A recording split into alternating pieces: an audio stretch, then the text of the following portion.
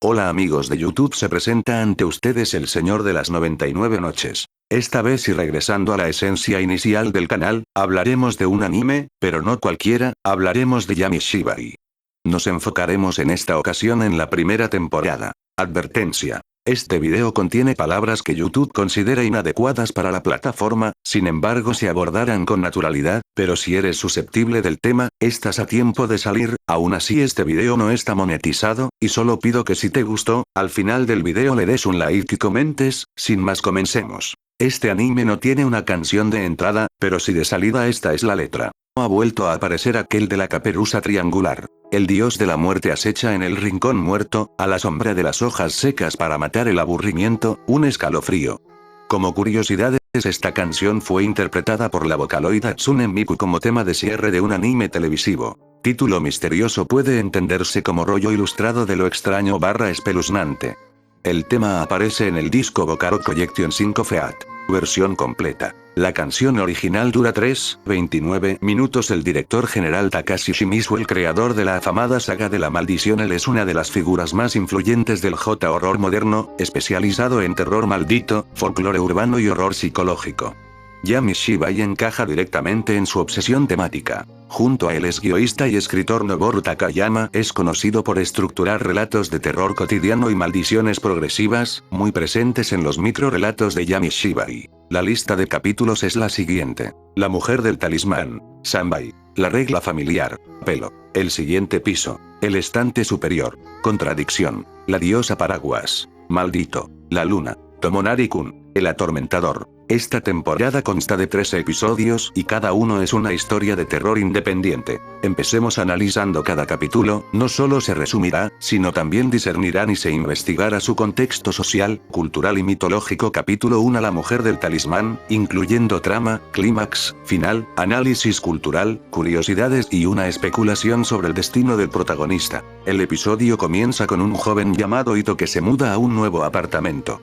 Apenas entra, nota un talismán pegado al techo, un objeto tradicional que en la cultura japonesa sirve como sello protector o advertencia espiritual.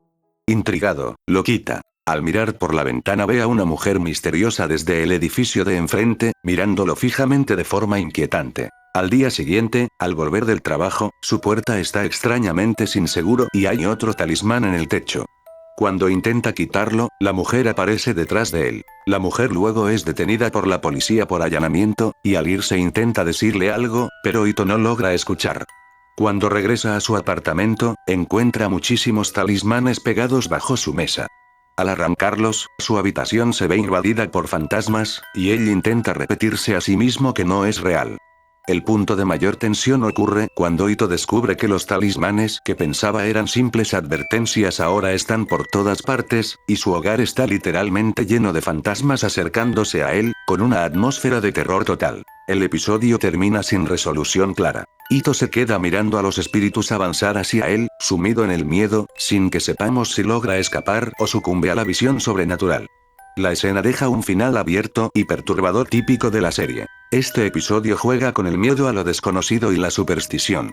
El simple acto de quitar un talismán, que en Japón puede tener significados espirituales profundos, desencadena una serie de eventos que parecen superar la realidad. La narración corta y abrupta crea una sensación de inseguridad y vulnerabilidad. Ito ignora las advertencias culturales y acaba atrapado en algo que no comprende. Además, el estilo visual de Yami Shibai, inspirado en el Kamishibai, un tipo de narración teatral tradicional con imágenes simples, intensifica la sensación de cuento folclórico aterrador. Contexto cultural y referencias. Talismanes, Ofuda. En Japón, un Ofuda es un tipo de talismán religioso que protege o sella lugares de malos espíritus o energía negativa. Quitarlos sin entender su propósito se considera peligroso según la creencia popular, porque pueden estar allí para contener o desviar fuerzas espirituales. Folclore y miedo urbano. Yami Shibai adapta leyendas urbanas y mitos tradicionales japoneses en episodios breves, a menudo con moralejas o castigos irónicos para quienes ignoran lo oculto. Narrativa y Kamishibai. El formato se inspira en el Kamishibai, una forma antigua de contar historias con ilustraciones, que a menudo incluía cuentos de fantasmas o advertencias culturales. Curiosidades triviales. La mujer misteriosa que aparece es conocida como la mujer del talismán o Fuda Onna, un personaje aterrador recurrente solo en este capítulo. Cada episodio de Yami Shibai dura solo unos 4-5 minutos, por lo que gran parte de la historia se deja a la interpretación del espectador. La serie a menudo mezcla terror psicológico con folclore, más que gore explícito, lo que refuerza la sensación de leyenda o advertencia ancestral. ¿Qué pudo haber pasado con Ito? 1. Es atrapado en otro plano. Podría haber sido capturado por los espíritus del talismán, quedando su alma atrapada mientras su cuerpo pierde contacto con la realidad. 2. Una advertencia para siempre. Quizá los talismanes no eran amenazas, sino sellos colocados para advertirlo de que algo más peligroso se aproxima, y al quitarlos rompió un equilibrio que ahora no puede restaurar. Capítulo 2, Sanbai. En este episodio, un hombre, no nombrado, se despierta en un hospital sin recordar cómo llegó allí. Está confundido y con el pie fracturado tras una caída, y aunque intenta obtener respuestas preguntando a 3 pacientes, ellos lo ignoran y susurran entre sí. El médico le explica vagamente lo ocurrido y le dice que podrá irse al día siguiente. Esa misma noche, mientras intenta dormir, los 3 pacientes se acercan al borde de su cama, murmurando y su presencia lo asusta, generando una atmósfera inquietante. Al día siguiente, cuando es dado de alta, los 3 hombres se encuentran en el techo del hospital, aparentemente haciendo una ovación con los brazos hacia abajo mientras lo observan. Él cree al principio que es un gesto amistoso parecido a Banzai, pero algo está mal. Mientras viaja en taxi, comenta esto al conductor. Al ver por el retrovisor la postura de los hombres, el conductor reconoce que no es un Banzai normal, sino una forma invertida conocida como Sanbai, lo que le causa horror. En ese instante, un camión embiste el taxi, implicando un destino fatal para el protagonista. El momento de máxima tensión ocurre cuando el conductor, al comprender el verdadero significado del gesto de los 3 hombres en el techo, le grita al protagonista que se baje del taxi, pues no podrá salir vivo del pueblo. Esta revelación súbita cambia la percepción de lo que parecía ser una despedida cordial en una amenaza mortal encubierta. Justo tras esto, el taxi es embestido por otro vehículo, sugiriendo que algo hostil e inexorable se ha desatado contra él. El capítulo no muestra explícitamente la muerte del protagonista, pero el accidente del taxi sirve como cierre sombrío y deja implícito que su intención de abandonar el pueblo será frustrada por fuerzas misteriosas ligadas al ritual de Sanbai. La narrativa termina abruptamente mientras la situación colapsa, reforzando el tono perturbador. Este episodio juega con la ambigüedad de los gestos culturales y la percepción errónea de intenciones. El protagonista interpreta inicialmente la postura de los hombres como una ovación amistosa, Banzai, pero la inversión de los brazos revela algo sombrío y hostil. La tensión emocional se construye mediante malentendidos crecientes, pasando de confusión a miedo y, finalmente, a fatalidad inminente. El episodio también usa silencios y murmullos inexplicables de los pacientes para aumentar la sensación de que el protagonista está fuera de lugar y en contra de su voluntad. La narrativa, aunque corta, sugiere que el pueblo y sus habitantes guardan un secreto ritual que no acepta la partida de forasteros. Significado de Sanbai. El título Sanbai es un juego de palabras con Banzai, una expresión de júbilo japonesa que se traduce como que vivas largo, pero con connotación invertida y siniestra. San sugiere miseria o cruel sufrimiento, mientras que Bai se relaciona con reverencia o plegaria. Visualmente, el gesto de bajar los brazos, en lugar de levantarlos como en una celebración, funciona como un símbolo invertido de bienvenida, transformándose en una invitación a la desgracia. Los 3 hombres que rodean al protagonista parecen ser espíritus o pacientes muertos que celebran su presencia, pero en realidad forman parte del ritual Sanbai, una forma de no dejar ir a quienes intentan marcharse. Esto crea una sensación de que el lugar entero está atrapado en una tradición oscura que devora a quienes no comprenden el gesto. ¿Qué pudo haber pasado con el protagonista? Sobrevivencia con consecuencias. Si de alguna manera sobrevive, podría quedar imposibilitado de abandonar el pueblo, atrapado en un ciclo donde cada intento lo acerca más al ritual. Episodio 3: La regla familiar. La historia sigue a Toshiaru, un niño que se muda al campo con sus padres y abuelos para vivir en la vieja casa familiar. Al llegar, el abuelo reúne a los adultos para explicarles una tradición familiar llamada silenciar con risa, un ritual nocturno en el que todos deben permanecer dentro de la casa riendo y fingiendo alegría toda la noche para mantener a raya al espíritu maligno de su tatarabuelo, un ancestro que se alimenta de la negatividad. Esa noche, mientras Toshiaru se despierta para ir al baño, escucha risas extrañas. Curioso, se asoma al cuarto donde los adultos están realizando el ritual. Todos llevan máscaras con sonrisas grotescas pintadas en ellas y se sacuden de manera inquietante mientras ríen sin cesar. Aterrorizado, el niño retrocede, pero justo entonces una figura misteriosa surge desde las sombras hacia el grupo. El punto de máxima tensión se da cuando Toshiaru ve las máscaras y el comportamiento de los adultos mientras ríen de forma antinatural. Lo que parecía ser un ritual protector se transforma en una escena aterrorizante que oculta algo mucho más siniestro. El gesto de los adultos y el ambiente opresivo generan una sensación de peligro inminente antes de que la figura misteriosa ataque. El episodio termina de forma abrupta y perturbadora. Una figura desconocida se lanza desde las sombras hacia la familia en medio del ritual, justo cuando Toshiaru retrocede aterrado. No se muestra una resolución clara ni se revela qué le sucede al niño o a los demás, dejando el final abierto y escalofriante. Este episodio explora el tema del miedo heredado y las tradiciones familiares que se vuelven oscuras cuando se las observa desde fuera.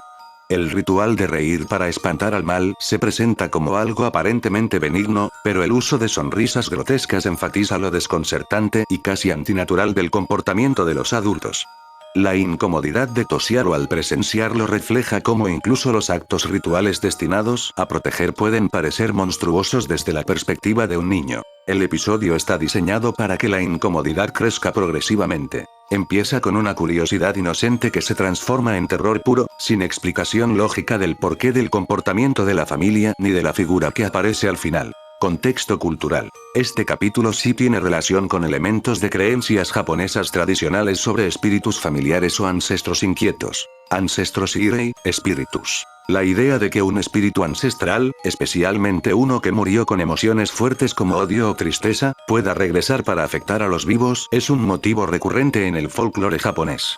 Este tipo de espíritu se denomina Irei, que aparecen en historias cuando las emociones no resueltas anclan su espíritu al mundo. Rituales para apaciguar espíritus. En diversas regiones de Japón existen prácticas tradicionales para calmar espíritus o energía negativa, incluyendo cantos, danzas o incluso risas ritualizadas, aunque el episodio lleva esta idea al extremo surrealista y terrorífico. Aunque Kakun no se basa en una única leyenda folclórica específica, su concepto central, ritual familiar para protegerse de un espíritu ancestral que se alimenta de emociones negativas, es un reflejo estilizado de prácticas culturales japonesas que tratan con respeto y precaución la memoria de los antepasados. Curiosidades. La familia que ejecuta el ritual es catalogada como un clan que cree que la risa constante puede alejar a un espíritu peligroso, aunque esto parece haber afectado su cordura. ¿Qué pudo haber pasado con los protagonistas?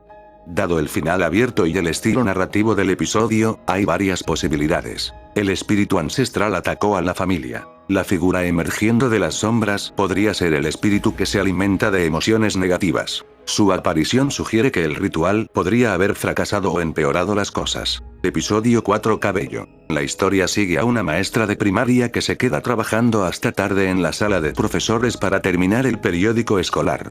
Cuando pone documentos en la fotocopiadora para hacer copias, las campanas de la escuela suenan de forma inquietante. La primera impresión que sale de la máquina muestra líneas que parecen cabello extraño. Al abrir el escáner para investigar, ve el rostro de una niña dentro de la máquina, pero cuando vuelve a mirar, no hay nada y piensa que fue su imaginación. Mientras la fotocopiadora imprime por sí sola, cada hoja sale más cubierta de lo que parecen ser mechones negros.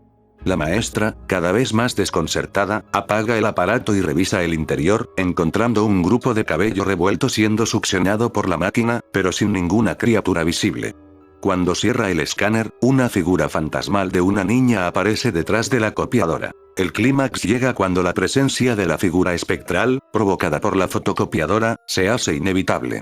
La tensión sube al descubrirse que el cabello no era un simple defecto en la copia, sino una manifestación de algo sobrenatural que culmina con la aparición de una niña fantasma detrás de la máquina mientras la protagonista se ve atrapada en el miedo. El episodio termina en un momento de susto directo e inesperado, con la aparición de la figura espectral justo después de que la maestra cierra el escáner. No hay resolución explícita, ni vemos su destino final. El terror queda suspendido en el momento en que el fantasma se manifiesta. Este capítulo utiliza elementos cotidianos, una fotocopiadora y el trabajo tardío, para introducir un miedo que sube gradualmente de lo normal a lo inquietante. El impacto del horror no se basa en violencia explícita, sino en la alteración progresiva de lo familiar. Objetos aparentemente inofensivos que empiezan a comportarse de forma anómala. El uso de la fotocopiadora como puerta entre lo normal y lo sobrenatural genera un momento clásico de miedo moderno. Una herramienta de la vida laboral que se vuelve una amenaza inexplicable. La aparición de la niña espectral al final rompe cualquier racionalización del fenómeno puramente psicológico y sumerge al espectador en lo inexplicable. Este episodio no se basa en una leyenda o mito específico tradicionalmente documentado, pero sí incorpora un motivo recurrente del folclore japonés. La figura del espíritu femenino ligado a un objeto o lugar, similar a algunos irei que permanecen atados por asuntos sin resolver o rencores. Sin embargo, Air no retoma un mito concreto como Kuchisake Onna o Teke Teke. En vez de eso, el miedo se construye a partir de la aparición espectral repentina, vinculada al cabello, un elemento que en varias narrativas japonesas puede estar asociado con espíritus o presencias, pero no hay una referencia directa específica en este capítulo. La fotocopiadora que cobra vida funciona en este episodio como un dispositivo de puerta hacia lo sobrenatural, similar a cómo en otras historias de terror objetos mundanos se convierten en conductos para lo paranormal. Este episodio es uno de los pocos de la temporada que muestra a una protagonista femenina principal, lo que ofrece una perspectiva distinta a otros capítulos más centrados en personajes masculinos. La manera en que el cabello se impregna progresivamente en las improntas sugiere una fuerza inconsciente que se manifiesta lentamente, lo cual es un recurso clásico en el horror psicológico. ¿Qué pudo haber ocurrido con la protagonista? Dado el cierre abrupto y la aparición de la niña espectral, podemos especular de forma plausible. 1. La profesora quedó atrapada por el espíritu. La aparición de la niña detrás de la fotocopiadora sugiere que podría haberse convertido en el próximo objetivo de esa presencia, atrapada en ese lugar donde su trabajo y la máquina se fusionan con lo sobrenatural. 2. La figura espectral estaba ligada a la fotocopiadora. Quizá la fotocopiadora funcionaba como un canal o recipiente donde la presencia se manifestaba, y el cierre de la tapa liberó al espíritu en el entorno, lo cual implicaría que la profe queda vulnerable y sin protección frente a él. Episodio 5. Siguiente piso. Este episodio sigue a un hombre que sale de compras con su esposa y su hijo para comprar un regalo de cumpleaños. Mientras están en el centro comercial, el hombre recibe una llamada de su trabajo, lo que lo obliga a separarse de su familia y entrar solo en un ascensor para dirigirse al piso donde debe atender temas laborales. Dentro del ascensor, las puertas se cierran y comienza a sentirse incómodo e inquieto por la sensación de que está atrapado. Aunque al principio parece un ascenso normal, pronto la atmósfera cambia, los números de los pisos y el ambiente adquieren un tono extraño y perturbador, dando la impresión de que no está en un elevador común, sino desplazándose hacia un lugar siniestro o desconocido. A su regreso al área donde dejó a su familia, encuentra las cosas aparentemente igual que antes, pero la sensación de que algo salió mal y que ese ascensor no era simplemente un medio de transporte persiste. La tensión alcanza su punto máximo dentro del ascensor, cuando los números de los pisos y las luces cambian de forma extraña, y el hombre se da cuenta de que ya no está yendo al piso que conoce, sino a un lugar que no reconoce ni comprende. La sensación de claustrofobia y de caer o ascender hacia lo desconocido se intensifica, generando el impacto principal del episodio. El episodio termina de una forma ambiguamente perturbadora. No se nos muestra una resolución explícita del destino del protagonista dentro de ese elevador ni una salida clara. El episodio se cierra con la sensación de que algo más profundo y oscuro ha ocurrido mientras él estaba dentro del ascensor. Este capítulo utiliza un elemento cotidiano y universal, el ascensor, como dispositivo de horror, transformándolo de un medio neutral de traslado vertical en una metáfora de lo desconocido y lo inevitable. El ascensor, que normalmente conecta pisos familiares, aquí simboliza un pasaje hacia una realidad más siniestra o una dimensión desconocida, una sensación de pérdida de control muy común en relatos de terror. A diferencia de otros episodios de terror que usan espíritus o apariciones explícitas, basa su horror en la desorientación y la ruptura de lo familiar. Un objeto o espacio cotidiano, el elevador, se vuelve inexplicable y amenaza con atrapar al protagonista en una situación que no comprende. Este episodio no parece basarse directamente en una figura mitológica o leyenda específica del folclore japonés tradicional. En vez de eso, toma un miedo más psicológico y moderno, muy presente también en relatos contemporáneos japoneses. La sensación de perderse o no poder regresar de un espacio que debería ser seguro, como ocurre también en cuentos de laberintos, túneles o lugares que cambian sin previo aviso. Aunque esto no se conecta directamente a un mito folclórico tradicional, sí se alinea con temas recurrentes del terror japonés. Lo inquietante que se vuelve lo cotidiano cuando pierde su lógica habitual. Ambigüedad como técnica de horror. El episodio no muestra una amenaza física clara ni explica lo que sucede, dejando al espectador en la inquietud del desconocido, un recurso efectivo en relatos breves. ¿Qué pudo haber ocurrido con el protagonista? Dada la naturaleza ambigua del final, hay varias interpretaciones posibles. 1. Cayó en una realidad alterna del ascensor. El elevador podría haber actuado como un portal hacia un plano diferente o una dimensión paralela, atrapándolo en un espacio sin salida clara. 2. El ascensor simboliza un descenso interno. Es posible que el viaje en el ascensor represente un descenso a los miedos o ansiedades internas del protagonista, algo psicológico en lugar de sobrenatural, reflejando la sensación de no poder regresar a la normalidad luego de una separación temporal de su familia. La sensación de desorientación y la ausencia de un final claro puede sugerir que está atrapado en un bucle dentro del ascensor, reviviendo constantemente la subida o bajada sin encontrar un piso conocido. Episodio 6. Amidana. El episodio sigue a un hombre llamado Hayashi, un oficinista exhausto que regresa a casa tras un largo día de trabajo. Está tan fatigado que se siente irritado por la conversación de los demás pasajeros en el tren. Mientras viaja, nota una masa grotesca parecida a carne en el estante superior, overhead rack, del tren, pero la descarta como un efecto de su cansancio. Entonces el tren se detiene de forma abrupta debido a un accidente que involucra a un pasajero y se anuncia que el suministro de energía será cortado mientras trabajan los rescatistas. Cuando las luces se apagan, la masa parecida a carne reaparece y comienza a envolver a Hayashi, y él no tiene fuerzas para resistirse mientras la criatura le dice que pronto se sentirá mejor, sin que ninguno de los otros pasajeros se dé cuenta de lo que ocurre. El clímax ocurre cuando la forma extraña deja de estar simplemente en el entorno y comienza a envolver físicamente a Hayashi en la oscuridad del vagón sin luz. La escena sube la tensión porque es el primer momento en el que el protagonista ya no puede negar la presencia de la entidad. Ya no es una ilusión, sino un contacto directo y amenazante. El episodio no muestra un desenlace claro fuera de esta invasión por parte de la masa, pero queda implícito que Hayashi es consumido o absorbido por esa fuerza grotesca en la oscuridad del tren. La narración termina con él sin fuerza para resistir mientras la criatura declara que pronto él se sentirá mejor, dejando un final ambiguo y perturbador. Este capítulo se basa en un miedo visceral y corporal más que en apariciones clásicas de fantasmas o espíritus visibles.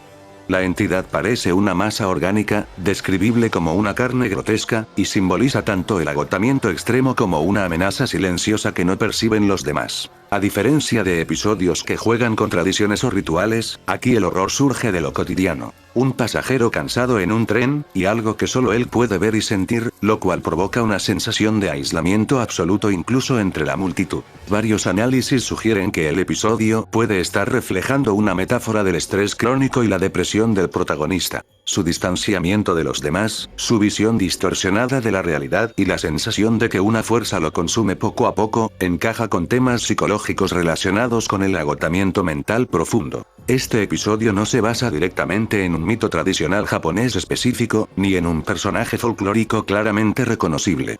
La entidad parecida a carne no remite a figuras clásicas como Irei, Onryo o criaturas tradicionales. Lo que sí refleja es un elemento cultural japonés contemporáneo. El intenso ritmo laboral de la sociedad japonesa y la idea del trabajador consumido por su propio agotamiento, que puede volverse un símbolo aterrador en una historia de terror sin necesidad de enlazarlo con una leyenda antigua. Curiosidades. A diferencia de otros capítulos, aquí la amenaza no responde a una figura humana ni espiritual tradicional, lo que genera un terror menos folclórico y más corporal y visceral. La criatura nunca recibe un nombre explícito ni una explicación lógica, lo que intensifica la sensación de pesadilla inexplicable. La narrativa corta hace que la percepción del protagonista y la realidad colapsen. Los otros pasajeros no notan la masa ni su invasión, lo que enfatiza la soledad total del personaje frente a su miedo. ¿Qué pudo haber pasado con Hayashi?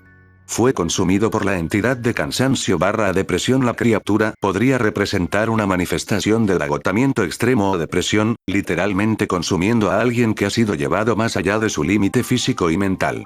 Su comentario de que él se sentirá mejor pronto sería una ironía oscura, como si su desaparición fuera su liberación final. Episodio 7. Contradiction. El episodio sigue a una joven llamada Yuko, quien recibe una llamada telefónica nocturna de su amiga Mayumi, visiblemente alterada y asustada. Mayumi explica que ella y su amigo Toru fueron a un hospital abandonado para una prueba de valentía, pero Toru se adentró demasiado hasta forzar la entrada a una sala cerrada, tras lo cual empezó a comportarse de forma extraña. Mientras Mayumi intenta pedir ayuda y pregunta ¿puedo irme? Hay un golpe en la puerta de Yuko. Del otro lado está Toru, contando la misma historia que Mayumi, pero con los roles intercambiados. Ahora dice que fue Mayumi quien actuó de forma extraña y se esconde detrás de él. Yuko abre la puerta, y Toru aparece con un rostro grotesco y distorsionado, repitiendo, ¿puedo irme? Este episodio gira en torno a dos versiones contradictorias del mismo suceso, lo cual reverbera tanto en el título original, Mujun, que significa precisamente contradicción, como en la sensación de incertidumbre y horror que provoca la historia. El momento de mayor tensión llega cuando Toru aparece en la puerta con un rostro horriblemente deformado, repitiendo la misma frase inquietante ¿puedo irme? Mientras que Yuko queda atrapada entre dos relatos imposibles de conciliar. Esta escena no solo revela la presencia de lo sobrenatural, sino que propone una perturbadora ambigüedad. No está claro qué versión es real, ni siquiera qué les ocurrió realmente a Mayumi y Toru. El episodio termina de manera brusca y perturbadora con Yuko enfrentándose a Toru con el rostro grotesco, sin ninguna aclaración sobre lo que ocurrió con Mayumi ni con Toru, ni si Yuko logra escapar de esa situación. La historia queda abierta, dejando al espectador con una sensación de incertidumbre y horror sin resolución. Este capítulo explora el miedo a lo desconocido y a la percepción engañosa. Desde el inicio, juega con la idea de que las versiones de los hechos pueden ser contradictorias, lo que genera una sensación de confusión e inseguridad sobre quién está diciendo la verdad, o incluso si lo que cuentan ocurrió tal y como lo narran. La narrativa también funciona como una variación de la clásica historia de terror de prueba de valentía en un lugar embrujado, pero en lugar de centrarse en el miedo físico, se basa en el desdoblamiento de la percepción. ¿Fue Mayumi quien empezó a comportarse de forma extraña o fue Toru? O tal vez ambos. La contradicción en la narrativa se convierte en el núcleo del horror. Este dispositivo crea angustia psicológica porque el espectador no puede confiar en ninguna de las versiones narradas, lo que intensifica la sensación de inseguridad. Este episodio no hace referencia directa a un mito clásico o figura mitológica japonesa tradicional, como Irei, Onri, Kuchisake Onna u otros personajes específicos del folclore. En cambio, se basa en un motivo recurrente del horror japonés: la distorsión de la identidad y la percepción de la realidad, presente con frecuencia en relatos contemporáneos japoneses sobre lugares abandonados o pruebas de valentía, donde la confusión entre lo que realmente ocurrió y lo que se percibe genera el terror. La ambientación en un hospital abandonado, aunque no es un elemento mitológico, es un recurso común en el terror moderno japonés para simbolizar un lugar donde las barreras entre la vida y la muerte son permeables. Curiosidades. La figura de Toru con el rostro grotesco funciona como símbolo visual de que la verdad no siempre tiene una forma única y coherente, intensificando el terror psicológico. ¿Qué pudo haber pasado con los personajes? Deformación por el lugar embrujado. Es probable que tanto Mayumi como Toru hayan sido afectados por la presencia sobrenatural del hospital abandonado, que generó alteraciones en su percepción o identidad, haciendo que uno de ellos, o ambos, termine siendo una manifestación distorsionada de sí mismo, repitiendo la misma pregunta desesperada. ¿Puedo irme? Episodio 8. La diosa paraguas. El episodio sigue a Kenji, un niño que va a pasar unos días en el campo para visitar a su amigo Takeru. Todo parece tranquilo al principio, pero Kenji pronto nota a una mujer extraña que sostiene un paraguas con la boca abierta y emite un chillido agudo, un comportamiento anormal que lo perturba. Después de comentarlo con el padre de Takeru, este se horroriza y le advierte que la figura podría ser la diosa paraguas. Esa noche, para proteger a Kenji, el padre lo hace dormir en un cobertizo con un cuenco de sal frente a la puerta, diciéndole que no abra hasta la mañana siguiente. Más tarde, Takeru aparece para darle algo de comer y se disculpa por la estricta medida de su padre, aunque Kenji ya ha empezado a sentir miedo creciente. Cuando intenta cerrar la puerta del cobertizo, deja caer la llave, lo que desencadena que Takeru, o alguien con su apariencia, vuelva a aparecer pidiéndole que abra. Kenji, aterrorizado, bloquea la puerta, pero la figura cruza violentamente el cobertizo al emitir sus chillidos mientras la protección de sal se consume. Al amanecer, Kenji sale del cobertizo con alivio, pero en cuanto lo hace, la diosa paraguas lo embosca, sugiriendo que su aparente seguridad nunca fue real. El momento más intenso llega cuando la figura, que podría ser Takeru o algo disfrazado de él, sacude el cobertizo, emite ese chillido agudo y suplica que Kenji abra la puerta, mientras el cuenco de sal, símbolo de protección, se consume lentamente y pierde eficacia. La combinación de amenaza física, desesperación y el peligro de romper la barrera protectora eleva drásticamente la tensión. El episodio culmina con una emboscada de la diosa paraguas contra Kenji justo cuando sale del cobertizo por la mañana. La escena no muestra un desenlace explícito más allá de este ataque, dejando al espectador con la impresión de que la amenaza ha atrapado al niño sin escapatoria posible. Este capítulo juega con el miedo a lo anómalo en lo cotidiano. Un objeto familiar como un paraguas se transforma en el rasgo más terrorífico del monstruo, y la figura femenina que lo porta no solo es inquietante por su aspecto, sino por su comportamiento incomprensible. La presencia del cuenco de sal como protección también introduce una táctica tradicional de repeler lo sobrenatural, lo que crea una dicotomía entre lo racional, defensas simples, y lo irracional, la aparición implacable. El hecho de que la protección falle intensifica la sensación de impotencia, algo común en relatos de horror cuando lo inexplicable atraviesa barreras aparentemente seguras. Además, el elemento de que la figura pueda tomar la forma del amigo de Kenji, si no es realmente él, introduce un tema común en el terror. Lo que parece familiar puede ser profundamente peligroso, generando inquietud psicológica más que solo sustos visuales. Este episodio sí toma inspiración directa de una leyenda urbana japonesa. La figura conocida como Achisakusama, la mujer de 8 pies de altura, un espíritu femenino alto con un sombrero o paraguas que acecha a niños y produce sonidos agudos, es parte del folclore urbano moderno japonés. La aparición en este episodio se describe de forma muy similar a esta entidad, y el uso del paraguas lo vincula aún más a esa tradición. No es una figura del folclore clásico ancestral como un Irei tradicional, pero la Achisakusama es muy conocida en leyendas urbanas japonesas contemporáneas, y la diosa paraguas parece basarse en ella. Curiosidades. El uso del cuenco de sal para protección contra lo sobrenatural es una táctica recurrente en muchas culturas, incluido Japón, donde se cree que la sal puede purificar o bloquear espíritus. El episodio aparece documentado como The Umbrella Goddess en bases de datos de Yamishibai, lo que resalta su enfoque en una figura femenina sobrenatural asociada a un objeto cotidiano transformado en algo siniestro. ¿Qué pudo haber pasado con Kenji? Dado el final abierto donde la diosa paraguas embosca a Kenji. 1. Kenji es atrapado por la entidad. La emboscada final puede indicar que ya no hay escapatoria y que Kenji queda bajo el control o posesión de la diosa paraguas, simbólicamente atrapado por lo desconocido. Episodio 9. Maldito. En mi opinión el mejor capítulo. El capítulo sigue a Kotone, una adolescente que sufre de una terrible condición de la piel que su familia percibe como una maldición. Su madre, desesperada por ayudarla, le dice que ha encontrado a alguien que podría eliminar la maldición y la lleva con una sacerdotisa sintoísta en un santuario. La sacerdotisa les explica que la maldición proviene de enemigos ancestrales de la familia y realiza un ritual que aparentemente cura a Kotone. A la mañana siguiente, cuando Kotone va a la escuela con una amiga, el ayudante de la sacerdotisa llama por teléfono a la madre para informarle que la sacerdotisa ha muerto como consecuencia de la maldición, reiterando que ella había esperado que Kotone pudiera vivir una vida plena. Mientras Kotone camina, su condición de la piel explota en su cuello y toma la forma de una mano, la cual comienza a estrangularla repentinamente. La tensión alcanza su punto máximo cuando la cura parece fallar. Lo que inicialmente parecía un alivio y esperanza para la protagonista se transforma en un rebrote violento de la maldición justo cuando ella camina con normalidad. La aparición de la marca que se convierte en una mano que la estrangula es el momento más terrorífico y sorpresa del episodio. El episodio no muestra un desenlace explícito ni una salvación definitiva. Termina justo en el momento en que Kotone es atacada de forma mortal por la manifestación de la maldición, dejando el destino final de la protagonista implícito pero no confirmado visualmente.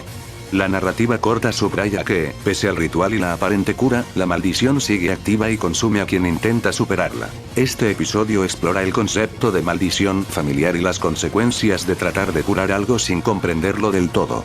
El desarrollo narra un clásico arco de terror. de la esperanza hacia la desesperación, primero con la posibilidad de liberarse mediante un ritual tradicional, luego con la muerte de la sacerdotisa y finalmente con la devolución de la maldición a la protagonista de forma aún más agresiva. La idea central aquí es que algunas fuerzas, en este caso, maldiciones ancestrales, no pueden ser controladas fácilmente ni siquiera por quienes practican rituales espirituales, lo que genera un miedo profundo en el espectador al mostrar que incluso la intervención tradicional puede fallar o empeorar las cosas. Este episodio se relaciona con elementos culturales japoneses del sintoísmo y las creencias tradicionales de maldiciones. Maldiciones tatara y tatari. En el folclore japonés, la palabra tatari se refiere a la idea de una maldición o castigo espiritual, muchas veces asociado con espíritus de ancestros u ofendidos que regresan para causar desgracias a sus descendientes. Esta creencia tiene raíces en la cosmología sintoísta y en las prácticas que buscan explicaciones sobrenaturales a eventos desafortunados. Sacerdotisa sintoísta. El uso de una sacerdotisa del santuario es un elemento real dentro de las prácticas sintoístas japonesas, donde los rituales y purificaciones se realizan para apaciguar espíritus o maldiciones, aunque en muchas leyendas la efectividad de tales rituales depende de factores que van más allá del control humano. Este episodio toma estos elementos culturales tradicionales y los transforma en una narrativa de horror donde la intervención espiritual no solo falla, sino que tiene consecuencias fatales, reforzando la idea de que algunas fuerzas espirituales son demasiado poderosas para ser contenidas por rituales comunes. Curiosidades. La muerte de la sacerdotisa a manos de la propia maldición introduce una doble tragedia. No solo no salva a Kotone, sino que pierde su propia vida, subrayando la amplitud de la amenaza. ¿Qué pudo haber pasado con Kotone? La familia seguirá bajo la maldición. El hecho de que la sacerdotisa muriera sugiere que la maldición es demasiado poderosa para ser contenida por medios humanos o religiosos, lo que podría significar que otros miembros de la familia también corren peligro. Episodio 10. La luna. El episodio sigue a Daisuke, un joven integrante de un equipo de béisbol de secundaria que está en un campamento de entrenamiento en un lodge rural. Durante una conversación con sus compañeros habla sobre un recuerdo de la infancia. Cuando estaba en un campamento de liga menor en primer grado, cayó accidentalmente en un baño tipo poza o fosa, un inodoro profundo sin taza. Él no recuerda bien el incidente. Más tarde esa noche, mientras usa el baño del lodge, mira hacia la ventana y ve la luna. Ese momento hace que recuerde el incidente, incluyendo la sensación de que una figura lo observaba mientras estaba atrapado en la fosa. Luego, Daisuke nota brevemente una figura observándolo desde el fondo del pozo del inodoro, pero esta desaparece de inmediato, por lo que piensa que fue su imaginación. Cuando termina y se lava las manos, el baño parece normal, pero de manera inquietante, la puerta del cubículo del inodoro cruje sola. A través del espejo, Daisuke ve con horror que una criatura oscura empieza a subir fuera de la fosa del inodoro hacia él, aparentemente emergiendo de donde estuvo atrapado en su infancia. El punto de máxima tensión ocurre cuando Daisuke está frente al espejo, terminando de lavarse, y la tapa del cubículo de baño se mueve sola. En ese instante, lo que parecía un recuerdo difuso del pasado se manifiesta en el presente. La criatura oscura emerge del inodoro fosa caminando hacia él.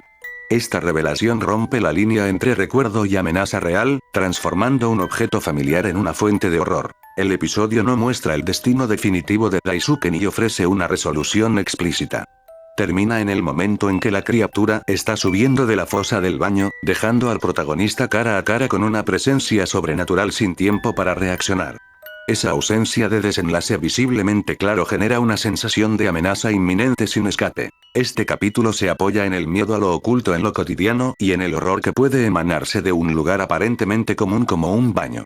La historia se centra en un recuerdo reprimido o borroso que regresa de forma inquietante, lo cual es un recurso narrativo clásico en el género. El pasado que no se confronta completamente vuelve para perseguir al personaje. La narrativa también explora cómo un lugar físico, que en la infancia fue un sitio de peligro, el inodoro fosa en el campamento, puede convertirse más tarde en un foco de terror psicológico. El protagonista recuerda el miedo infantil y este se transforma en algo que aparentemente se manifiesta físicamente. Además, la presencia del espejo en la escena clave enfatiza la doble perspectiva. Daisuke ve el reflejo de la amenaza detrás de él, subrayando la idea de que el peligro está aún detrás de sus recuerdos, no solo ante sus ojos. Este episodio no se basa directamente en una figura mitológica clásica del folclore japonés como Irei u otras criaturas reconocidas tradicionalmente. Sin embargo, hay una asociación cultural posible con el concepto de leyendas urbanas modernas como Hanako-san del baño, un espíritu popular en Japón que se dice que habita en los baños y que acecha a quienes se quedan solos en ellos. Aquí, aunque no se menciona explícitamente a Hanako-san ni su historia, el episodio invierte ese motivo tradicional. No hay un baño escolar legendario, sino un baño rural profundo, y una figura que emerge de una fosa que evoca ese mismo tipo de miedo a lo desconocido en espacios cerrados y solitarios. La luna, Tsuki, en el título puede sugerir una atmósfera de introspección o de conexión con lo oculto, puesto que en el imaginario japonés la luna a menudo se asocia con recuerdos, nostalgia y también con lo misterioso en relatos tradicionales, pero no hay un mito específico relacionado con la luna y las fosas de inodoro en este episodio. Curiosidades. El episodio se desarrolla casi completamente dentro de un baño nocturno del lodge, un espacio cotidiano que se convierte en fuente directa de horror, lo que es un recurso narrativo eficaz para provocar inquietud inmediata sin necesidad de escenas largas. ¿Qué pudo haber pasado con Daisuke? Dado que el episodio termina con la criatura emergiendo del inodoro, podemos plantear varias interpretaciones plausibles. 1. La criatura es una manifestación del trauma reprimido. La presencia puede no ser un ente literal, sino una forma simbólica del miedo infantil de Daisuke a haber caído en la fosa, proyectada como una figura tangible al regresar al lugar del incidente. 2.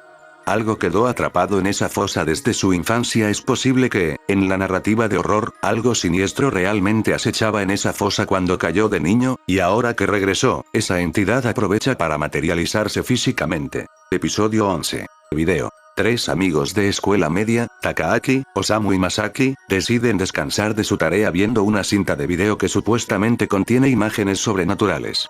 Comienzan a reproducir la cinta VHS y al principio ven lo que parece ser una imagen fantasmagórica junto a una lápida de cementerio. Entonces, Takaaki nota algo más. Una figura humanoide extraña al fondo que los demás no perciben. Cuando retroceden la cinta para revisar, esa figura se mueve progresivamente hacia el primer plano de la grabación y, de repente, parece que los mira directamente.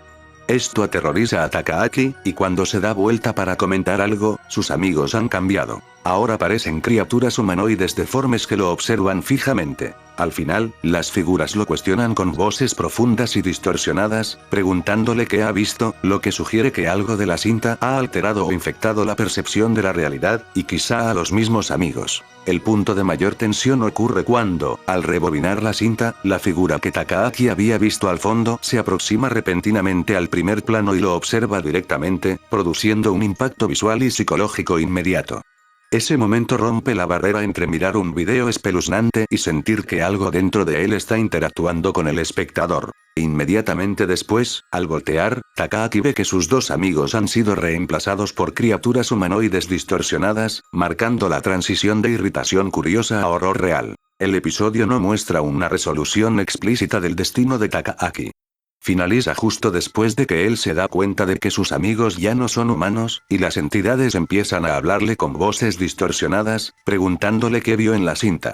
La escena queda en un momento de terror psicológico puro e incertidumbre, sin conclusión clara. Este capítulo utiliza el recurso de lo audiovisual como portal de peligro, un motivo recurrente en muchos relatos de terror moderno. Cuando un medio de entretenimiento pasa de ser observado a interactuar con quien lo mira.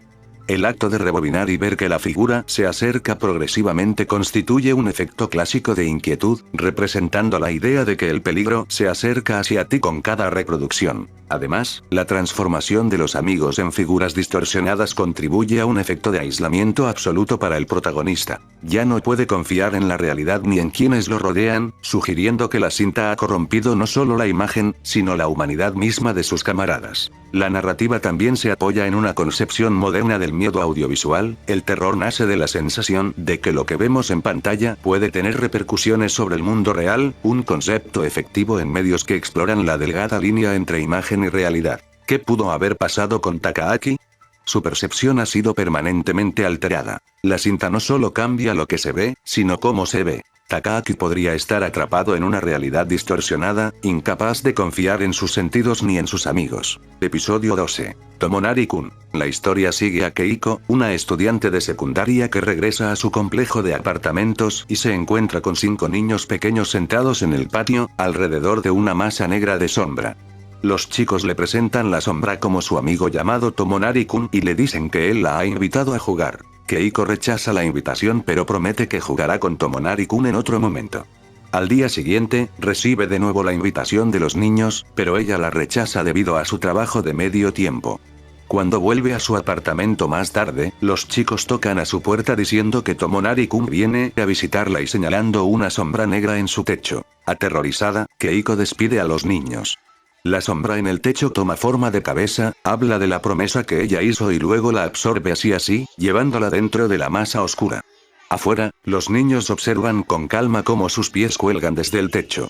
Más adelante, los chicos continúan sentados alrededor del patio, esta vez con dos sombras en lugar de una. La mayor tensión ocurre cuando la sombra negra en el techo se manifiesta con una forma de cabeza humana y habla directamente con Keiko, recordándole su promesa de jugar y luego tironeándola hacia adentro, transformando la inquietud inicial en un horror directo e innegable. El episodio termina sin cerrar la historia de forma clara sobre el destino de Keiko. La escena final muestra a los niños sentados alrededor de dos sombras en el patio, lo que implica que la sombra que era Tomonari-kun ahora tiene compañía, quizá la sombra de Keiko un nuevo amigo para ella, pero no da detalles sobre lo que sucede después. Este episodio juega con el miedo a lo sutilmente inexplicable. Al principio, la presencia de una sombra negra podría parecer una broma de niños, pero la narrativa se vuelve más siniestra a medida que la sombra cobra forma, habla y actúa. El recurso de una promesa hecha sin pensar funciona como gancho narrativo que termina atrapando a la protagonista literalmente dentro de lo que previamente parecía inocuo. La historia puede interpretarse como una advertencia sobre las consecuencias de comprometerse con lo desconocido, especialmente cuando se hace de forma imprudente. La figura de Tomonari-kun actúa como entidad voluble que opera a través de una forma abstracta, una sombra, y usa la curiosidad o cortesía humana de Keiko en su contra. Este episodio incorpora un motivo que sí tiene eco en las leyendas urbanas japonesas modernas. La figura infantil o amistosa que en realidad es una presencia sobrenatural peligrosa.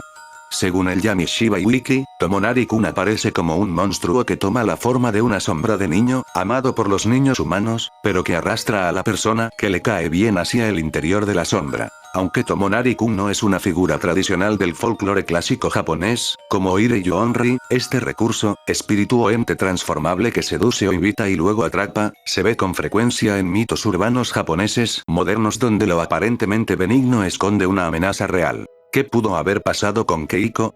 1. Keiko queda atrapada en la sombra para siempre. La sombra negra, que era Tomonari-kun, podría haber incorporado a Keiko dentro de sí, dejándola viviendo o existiendo en un estado paralelo u oscuro del que no puede escapar. 2.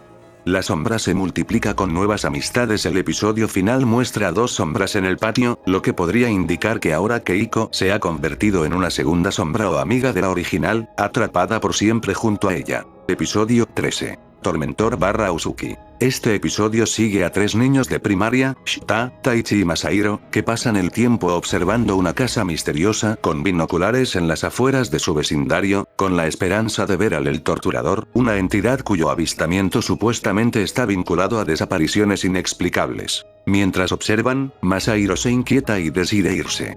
Shita y Taichi siguen mirando y notan a los ocupantes de la casa con los ojos vendados y una figura extraña contorsionando sus extremidades justo detrás de ellos. Cuando la amenaza está a punto de entrar en el campo de visión de Shita, Taichi toma apresuradamente los binoculares y, al ver al tormentor directamente, entra en estado de shock, temblando y actuando de forma convulsiva hasta que sale corriendo. Al día siguiente, Shita intenta devolverle los binoculares a Taichi, pero el padre de este le dice que su hijo se está mudando de escuela, sin explicar más.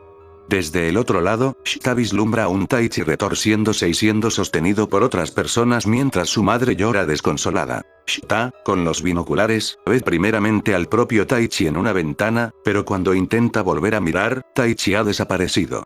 Entonces, el padre de Taichi parece advertirle silenciosamente de algo con gestos nerviosos. El episodio concluye con Shita levantando los binoculares de nuevo y viendo a Taichi avanzar hacia él con ojos oscurecidos y movimientos erráticos, como si él mismo se hubiera transformado en la entidad que los niños buscaban. El punto de mayor tensión llega cuando Taichi mira a través de los binoculares y ve al tormentor directamente.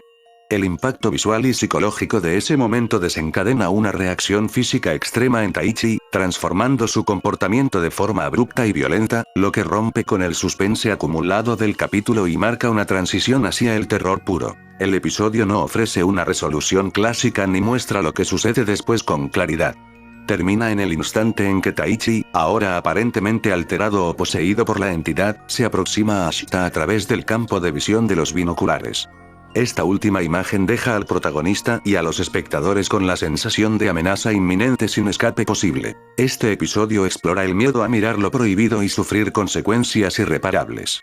La figura del tormentor funciona como una representación de aquello que no debe ser observado directamente. Al hacerlo, no solo se desencadena el terror, sino que también se transforma a quien mira. La narrativa juega con la curiosidad infantil como motor de peligro, los niños inicialmente buscan algo extraño por puro interés, pero su indagación activa algo que los sobrepasa y transforma.